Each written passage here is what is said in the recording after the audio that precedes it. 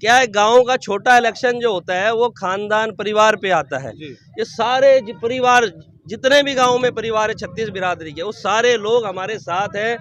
इनके परिवार का आदमी चुनाव लड़ रहा है, इनके परिवार का आदमी चुनाव लड़ रहा है, रुकवान कहाँ गया उसके परिवार का आदमी चुनाव लड़ रहा है। ये सारे के सारे ये कहते हैं हमारा परिवार हमारा गांव है, 36 बिरादरी हमारा परिवार है। हर आदमी ने विकास चाहिए और सिर्फ विकास चाहिए।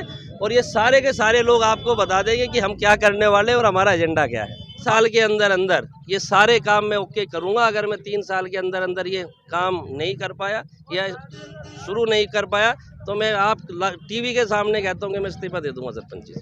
भागत जी के बाद उसका ऑर्डर हो जाएगा और पंचायत की जो जमीन इन पूर्व सरपंचों के नीचे थी छोड़ दी जाएगी। ये मैं आपको कह रहा हूँ। ड्रीम प्रोजेक्ट क्या है आपका? ड्रीम जो गांव के लिए आप लेकर के आएंगे सरपंच बनने के? प्रोजेक्ट ITI स्कूल, एक तो ITI स्कूल है हमारे गांव में, खेल का मैदान नहीं है। हमारे गांव में हॉस्पिटल है लेकिन वो CNC सेंटर जो है वो बहुत बुरे हालात जर्जर हालत में है। ये हमारा मेन फोकस है।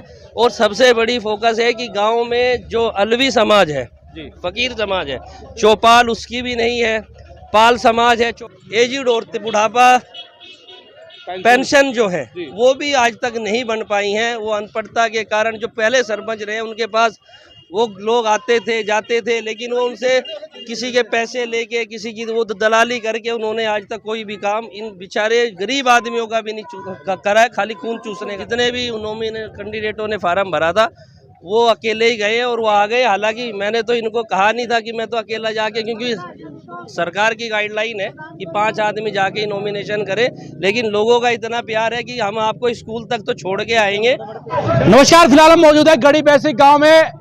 पीछे आप हजूम देख पा रहे होंगे।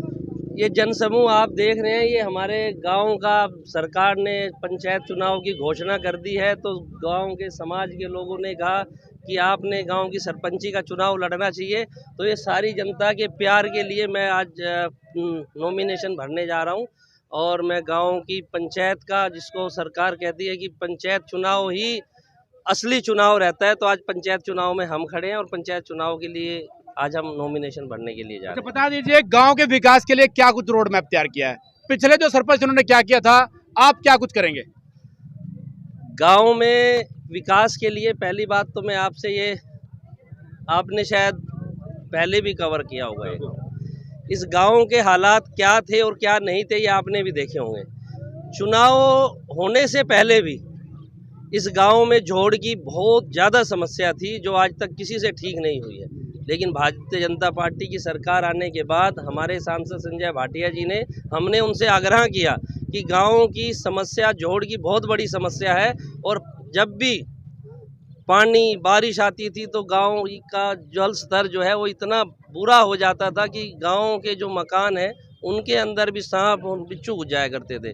लेकिन हमारे सांसद आदरणीय संजय भाटिया जी ने हमारी बात मानी और हरियाणा सरकार से जोड़ के तालाब के लिए 2 करोड़ 51 लाख रुपए सरकार ने पास करके, चुनाव से पहले ही, पंचायत चुनाव से पहले ही मैंने कहा था भाई ये पैसा आपको पंचायत इलेक्शन से पहले मैं यहाँ इस गांव के विकास के लिए लाऊंगा और मैं लाया हूँ और गांव का विकास चालू है और जोड़ का काम स्टार्ट हो गया, आप भी देख सकते हैं। रफाकत जी बता दीजिए गांव में सबसे जो बड़ी समस्या है, जोड़ की समस्या आप कह रहे हैं निपटा दी, खत्म कर दी, अब आने वाली जो समस्याएं हैं उनका समाधान कैसे होगा?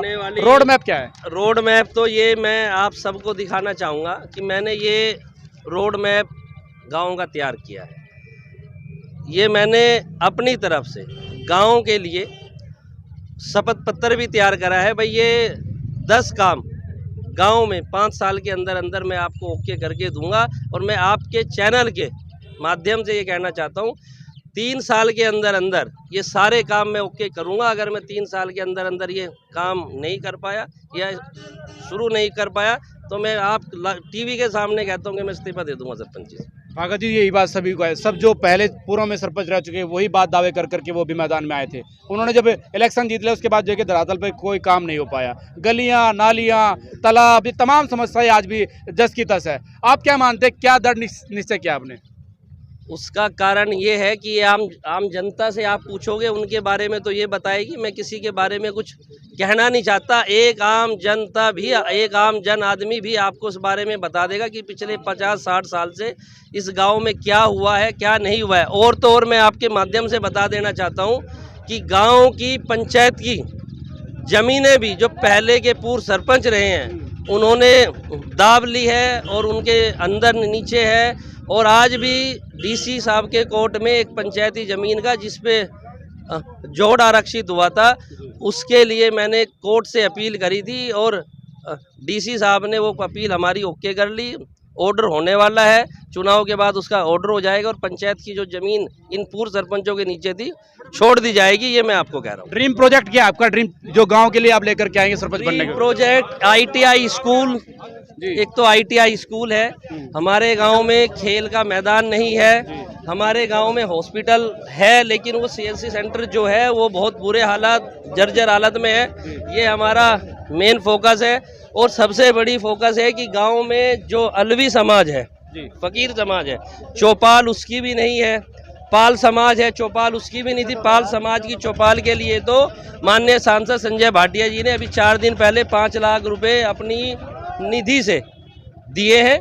ये मैंने उनको अनाउंस करा था। तो फिलहाल अभी नॉमिनेशन फाइल करेंगे? अभी मैं नॉमिनेशन फाइल करने के लिए जा रहा हूं। और ये जनता, ये बच्चों का प्यार, ये जितने भी मेरे ताऊ चाचा भाई बहन बुजुर्ग जितने भी आप देख रहे होंगे, हर जगह मालाओं से और उससे स्वागत हो रहा है। अब से पहले जितने भी कैंडिडेटों ने फार्म भरा था वो अकेले ही गए और वो आ गए। हालांकि मैंने तो इनको कहा नहीं था कि मैं तो अकेला जाके, क्योंकि सरकार की गाइडलाइन है कि 5 आदमी जाके नॉमिनेशन करें, लेकिन लोगों का इतना प्यार है कि हम आपको स्कूल तक तो छोड़ के आएंगे, तो उसके अंदर नहीं जाएंगे, इसलिए आप नॉमिनेशन करके आइए।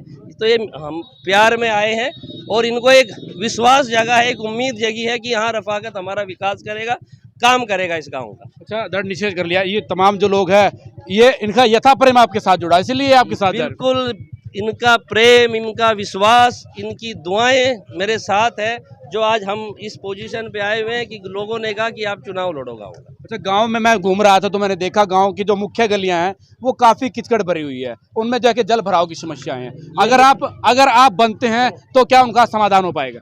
5वें नंबर पे ये पॉइंट है हमारा कि 50 सालों से गांव के जो गलियां हैं इतनी टूटी फूटी, कोई नीची कोई ऊंची, जब भी बारिश जल स्तर होता है इतने बुरे हालात हो जाते हैं कि गांव की गलियां मेन चौराहों पे निकलने का कोई रास्ता भी नहीं। तो हमारी सबसे पहली प्राथमिकता ये होगी कि गांव के रोडों को एक बेहतरीन रोड दिया जाए, जो शहरों में रोड होते हैं उस स्तर पे काम किया जाए गांव में। ये हमारी सरकार की भी सोच है और हमारे मुख्यमंत्री जी की भी सोच है कि गांव भी शहर के स्तर पे हम लोग इसको अच्छे से चमकाएं।